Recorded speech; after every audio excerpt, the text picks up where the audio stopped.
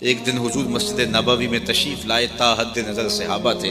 تو جو ہی حضور مصلی پہ آئے، عشاء کا وقت تھا، تو ادب سے کھڑے ہو گئے، بس آنکھیں نمناک ہو گئی، اور حضور علیہ السلام نے ایک ٹھنڈی آہ بھری اور روتے ہوئے کہا، کاش آج میری ماں زندہ ہوتی۔ انسان نے دکھوں کا دور دیکھا ہو،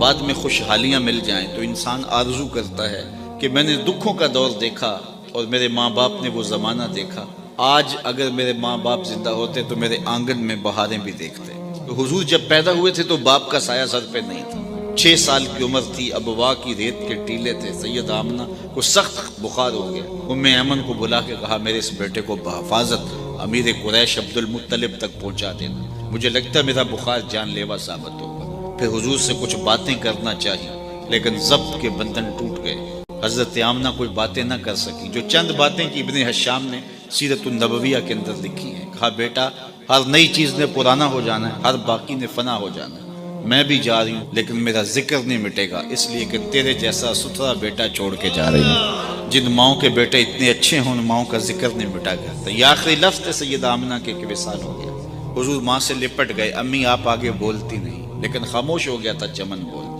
پھر ماں کی وہیں تدفین کی اور پتھر کے چھوٹے چھوٹے ٹکڑے قبر پہ رکھے۔ تجھے کن پھولوں میں ہم کفن دیں، تو جدا ہی ایسے موسموں میں ہوا۔ آج مدینے میں حضور کی ماں کا انتقال ہوتا، فرشتے جنت سے پھول لے کے آتے، کتنے صحابہ جنازے میں ہوتے، لیکن 6 سال کی عمر، خیر حضور مکے چلے گئے، پھر وقت گزرے، پھر طائف کے بازار بھی آئے، مکی کی گلیاں بھی آئیں، پھر آج حضور مدینے ہجرت کر کے آئے ہیں تو ادب کی آیتیں اتر گئی ہیں، خبردار میرے نبی کی آواز سے آواز بھی اونچی نہ ہونے پائے۔